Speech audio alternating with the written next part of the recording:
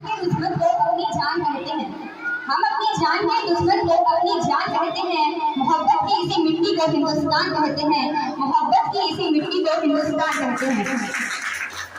जो दुनिया में दिखाई दे उसे कहते हैं खामोशी। जो दुनिया में दिखाई दे उसे कहते हैं खामोशी। और जो आंखों में दिखाई दे उसे तूफान कहते हैं। और जो आंखों में दिखाई दे उसे तूफान कहते हैं। परम सम्मानीय प्राचार्य महोदय एवं सभा में उपस्थित सभी गणमान्य व्यक्ति, मैं दर्शना जैन आज स्वतंत्रता दिवस के उपलक्ष्य पर अपने कुछ विचार आप सभी के साथ साझा करना चाहूंगी। आजादी का असली मतलब वही समझ सकता है जिसने कभी गुलामी की हो। हम बड़े ही सौभाग्यशाली हैं कि हमने एक स्वतंत्र भारत में जन्म लिया। यूं तो आजादी की लौ 1857 में ही चल चुकी थी, जो कि वर्षाल बनकर 1947 तक हमारे भारत को आजाद कराया।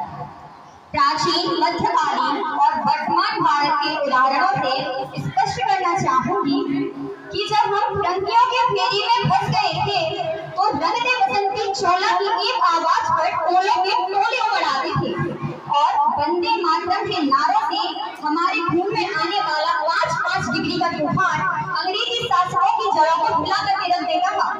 लोग मर जाते थे, मिट जाते थे, फांसी चल जाते थे, तो वे अपनी देशभक्ति को शामिल कर रहे होते थे। यह उस समय की देशभक्ति की कसौटी थी। सन 61, 72 और 65 के युद्धों में अपना सुहाग गवा देने वाली महिलाएं जब ये हालात हो जाया करते थे कि प्यार भी भरपूर गया, मांग का सिंदूर गया। प्यार भी भरपूर गया, मांग का सिंदूर गया।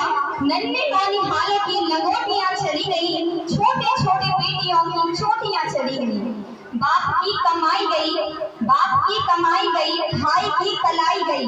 ऐसा एक विस्फोट हुआ, पता ही चला नहीं, पूरे जिस्म की कई बोटियां चली गई, पूरी जिस्म की कई बोटियां चली गई। और आपके लिए तो एक आदमी मरा है साहब, आपके लिए तो एक आदमी मरा है साहब। हमारे घर की तो रोटियां चली गई, हमारे घर की तो रोटियां चली गई। वाले हालात पैदा हो जाने के बाद भी एक माँ अपने बेटे को सरहद पर दुश्मनों से लड़ने के लिए भेज दिया करती थी और खत लिखा करती थी कि अम्मा ने खत लिखा है बड़े ही चाव से, अम्मा ने खत लिखा है बड़े ही चाव से, पुत्र मेरे न घबरा जाना, 1 इंच भी पीछे न हटना, चाहे इंच कट जाना, चाहे इंच कट जाना। इस तरह सारा परिवार अपनी देशभक्ति साबित कर रहा होता था। तब देश बलिदान मांगता था, तब देश मर जाने को कहता था, तब देश मिट जाने को, फांसी चढ़ जाने को कहता था। किंतु आज देश लड़ जाने को नहीं कहता, आज देश मर जाने को, मिट जाने को, फांसी चढ़ जाने को नहीं कहता, बल्कि मेरे विचारों में यदि कोई व्यक्ति अपना काम पूरी ईमानदारी और मेहनत और पूरी लगन से करे ना, तो इससे बड़ी देशभक्ति और कोई नहीं। मैं नहीं मानती कि व्हाट्सएप और फेसबुक की वीडियो को 3 रंग में रखना ही देशभक्ति है। अगर आप साल में 2 बार हाथ में तिरंगा ले लेने को अपनी देशभक्ति कहते हैं, तो मैं आपसे पूछती हूँ कि फुटपाथ पर तिरंगा बेचने वाला वो बच्चा जो भूखे पेट नंगे पांव में ट्रैफिक की छांव में तिरंगा बेच रहा होता है, तो क्या आप उसे इसकी देशभक्ति कहेंगे? नहीं, यह उसकी देशभक्ति नहीं है, यह उसके पेट की भूख की शक्ति है जो उसे ऐसा करने पर मजबूर करती है।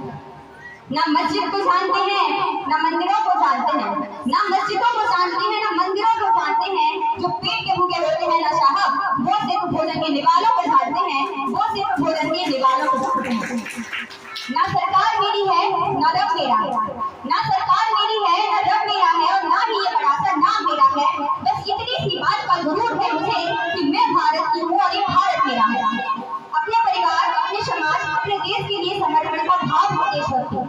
देशद्रोही जीवन में आने वाला तूफान हमारी सच्ची देशभक्ति, ताकि हम हर देशद्रोही के समक्ष यह कह सकें कि अगर परिंदा है तो ये आसमान तेरा है, अगर तू परिंदा है तो ये आसमान तेरा है, अगर तू दरिंदा है तो ये शमशान तेरा है। भाईचारे से रहना है तो रह इस जमीन पर, भाईचारे से रहना है तो रह इस जमीन पर, वरना ये कब्र भी तेरी है और ये कब्रिस्तान तेरा है, वरना ये कब्र भी तेरी है और कब्रिस्तान तेरा है।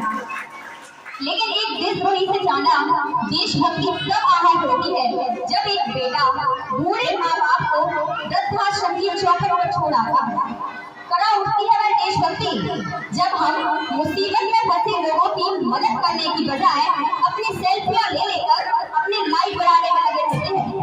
आज के इस दौर में युवा जिनके ऊपर जिम्मेदारी थी अपने देश, अपने समाज और अपने राष्ट्र की आशाओं को बांधे रखने की, वही युवा 4x4 की छोटी सी स्क्रीन पर अपनी कॉमन उंगलियों के घर्षण मात्र से अपने मन की इमोजियां भेज रहा है। 4 बोतल वोडका काम मेरा रोज का। हम ना एक ऐसे समाज में जीते हैं जहाँ लड़कों से बात करता देख जो भाई भड़काते हैं, लड़कों से बात करता देख जो भाई भड़काते हैं, वही अपनी गर्लफ्रेंड के किस्से घर में हंस कर सुनाते हैं। और मैं आपको बता दूं कि महिला सुरक्षा में हम आज भी चौथे नंबर पर आते हैं। हम ना एक ऐसे समाज में जीते हैं जहाँ पर पत्थर की मूरत को लगते हैं 56 भोग, पत्थर की मूरत को लगते हैं 56 भोग और भूखे नंगे तड़पते सो जाते हैं लोग, भूखे नंगे तड़पते सो जाते हैं लोग। मजदूर को मजदूर समझिए, मजबूर नहीं। मजदूर को मजबूर समझिए, मजबूर नहीं। गरीब को काम दीजिए, दान नहीं। और अगर दान देने के इच्छुक हैं तो जीते जी रक्तदान दीजिए और मरने के बाद अंगदान देकर किसी मरे हुए को जीवन दान दीजिए, किसी मरे हुए को जीवन दान दीजिए। यही सच्ची देशभक्ति और सच्चा राष्ट्र प्रेम